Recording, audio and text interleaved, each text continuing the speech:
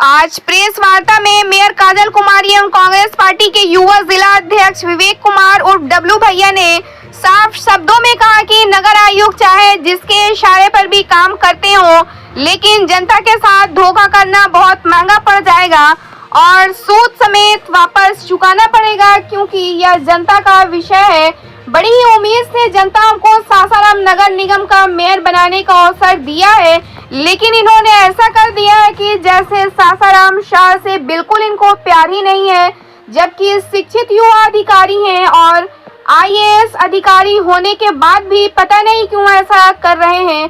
विभाग के कार्यों में सहयोग नहीं देना और जनता के कार्यों को नहीं होने देना बहुत ही गलत है और हम बख्शने नहीं जा रहे हैं, चाहे कहीं भी तबादला हो जाए, कहीं भी रहे देश के किसी भी कोने में, लेकिन इनको हर हाल में सासाराम नगर वासियों से माफी मांगने आना पड़ेगा। जहां तक रहा सासाराम नगर निगम का विकास की बात, तो वह तो होकर ही रहेगा, क्योंकि हमने जनता के साथ वादा किया है। हाँ, बेशक थोड़ा लेट हो रहा है, उसके लिए मैं क्षमा प्रार्थी हूँ, लेकिन यह फैक्ट है कि काम होगा। सासाराम को सुंदर बनाना ही हमारा उद्देश्य है, इसमें जनता हमारे साथ है। सबसे बड़ी बात, मेयर काजल कुमारी ने कहा कि डीएम का भी रोल कुछ ठीक नहीं लग रहा है, क्योंकि बहुत से बातों में द्वंद सा नजर आ रहा है।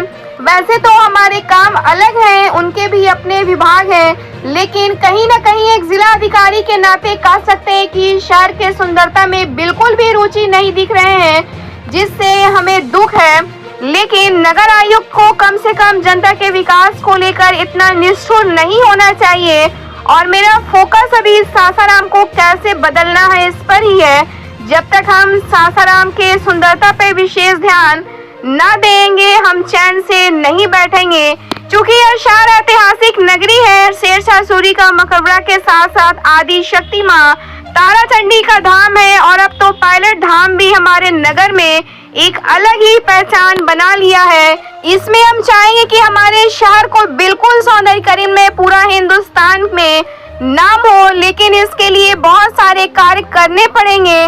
मेयर ने यह भी कहा कि सिर्फ अपना लग्जरियस ऑफिस या लग्जरियस कार कर लेना ही सासाराम का विकास नहीं होता है। हम तो इसमें भी तैयार हैं कि आप जिस हिसाब से कहें वैसे ही हम काम करेंगे, लेकिन सासाराम को सुंदर बनाना अति आवश्यक है, क्योंकि यह नारकीय स्थिति सासाराम शहर के लिए शोभा नहीं देता है। ब्यूरो रिपोर्ट, बिहार दर्शन।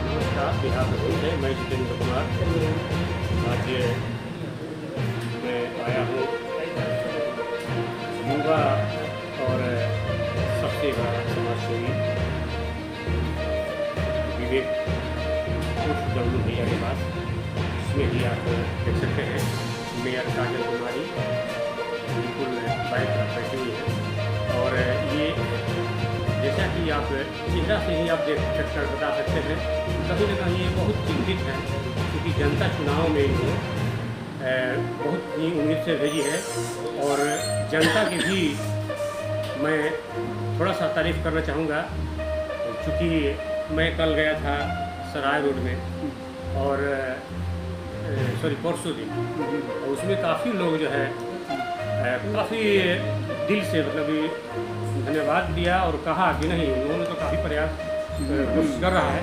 और इसमें एक चीज़ जो मैंने देखा, वो ये मानने को तैयार नहीं है कि नहीं इसमें मेयर और डब्लू भैया का थोड़ा सा भी कोई दिक्कत है।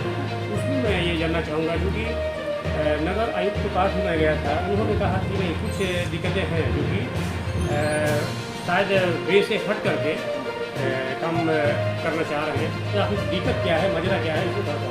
देखिए, एक चीज़ बताएं, सबसे पहले तो उनको ईगो प्रॉब्लम, इनको इस बात का है कि वो एक आईएएस है।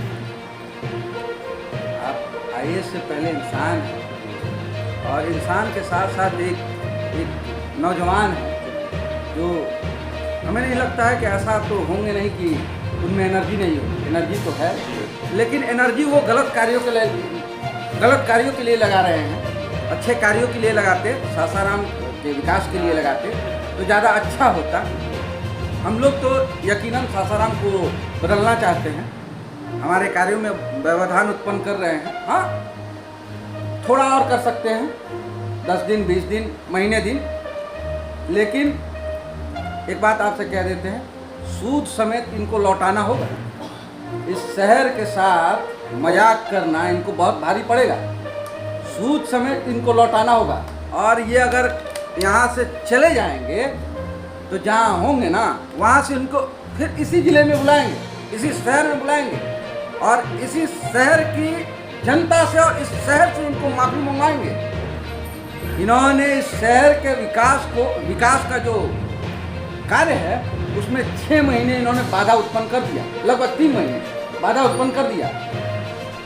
रही बात हमें तोड़ने की, अगर ये सोच रहे होंगे कि ये अधिकारी हैं और ये हमें तोड़ देंगे, तो इनके जैसे लोगों से ना हम लोग डरने वाले हैं ना टूटने वाले हैं। जितना ये प्रयास करेंगे उतनी ही मजबूती से हम लोग और उठ करके आएंगे और इनको इनके किए की भुगतान करना होगा।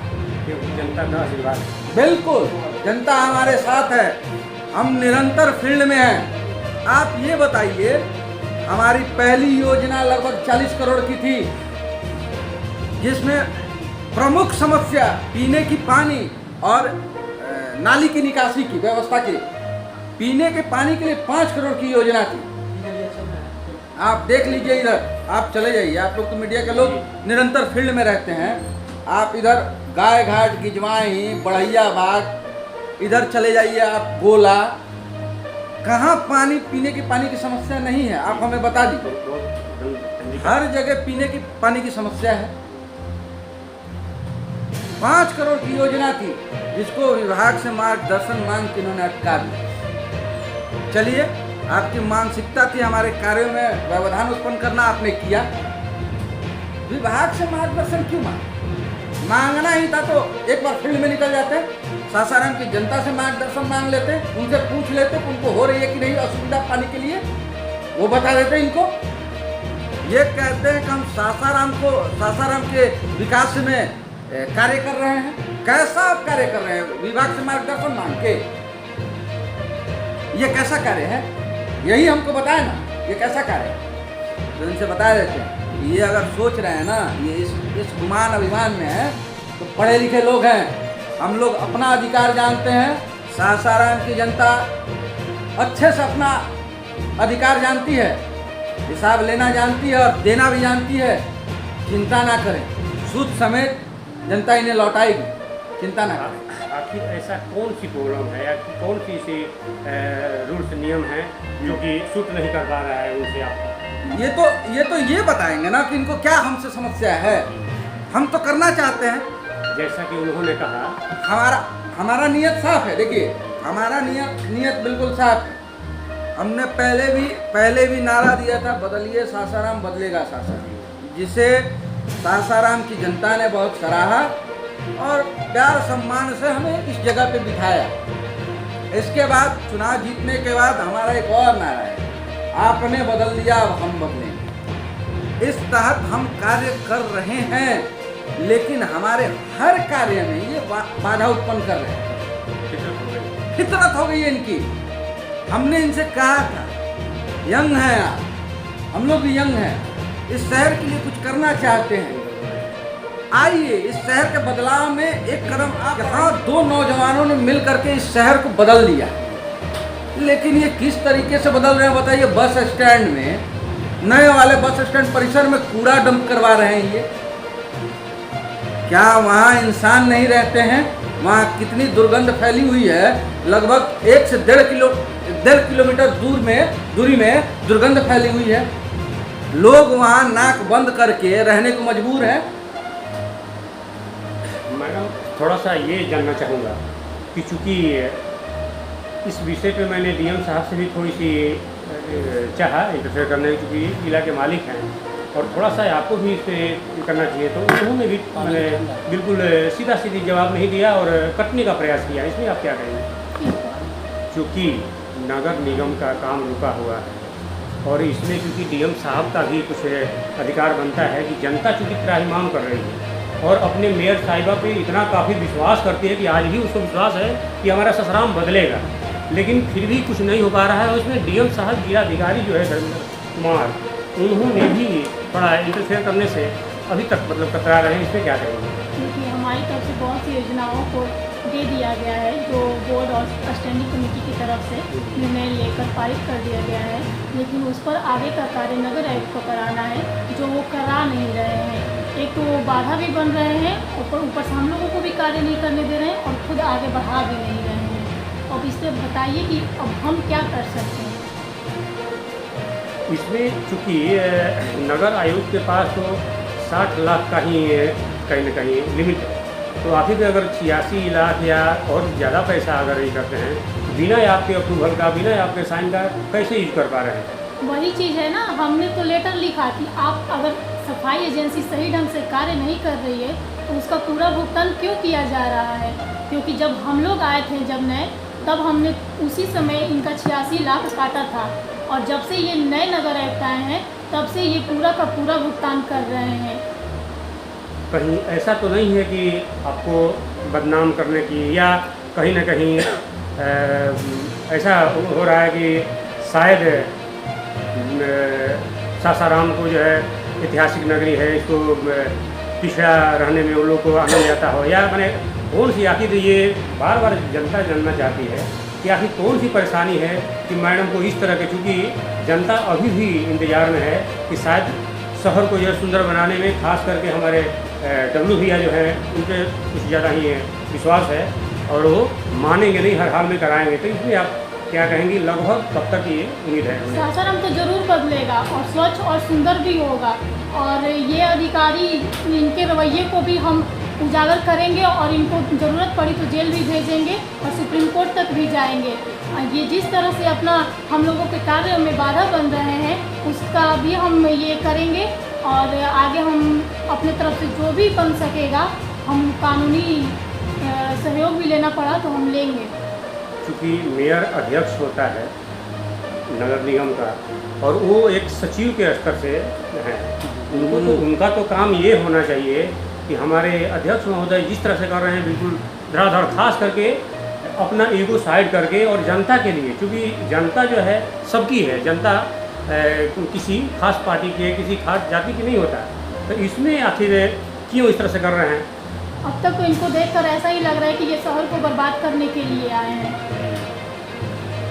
तो एक प्रश्न ये भी उठ रहा है, डब्ल्यू भैया आपसे जानना चाहेंगे कि चूँकि नगर आयुक्त का कहना है क्योंकि गाड़ी वाला मामला आया था, गाड़ी में उन्होंने कहा कि नहीं, हम इसके लिए थोड़ा सा जो कि हमारे पास गाड़ी नहीं था, सुविधा में दिक्कत हो रही थी, अकॉर्डिंग रूल हमने जो है गाड़ी लिया है, फिर आए थे, इस टाइप की बात है। तो हम बताते हैं एक चीज़, उनके गाड़ी लेने से हमें समस्या नहीं, उनके ऑफिस बनवाने से हमें समस्या नहीं, हमें समस्या इस बात से है कि जिस तरीके से आए, जो कि पहले जो नगर आयुक्त थे उनके लिए गाड़ी थी वहाँ, उस गाड़ी से चलते थे, लेकिन आपने गाड़ी लिया, इससे हमें कोई समस्या नहीं। लेकिन हम कहना चाहते हैं कि जब आप अपने लिए इतना सोच रहे हैं, अपने लिए 5 स्टार ऑफिस बनवा रहे हैं, अपने लिए 5 स्टार गाड़ी से चल रहे हैं, तो सासाराम की जनता के लिए भी वैसे ही सोचिए ना, सासाराम की जनता के लिए वैसे ही करिए ना।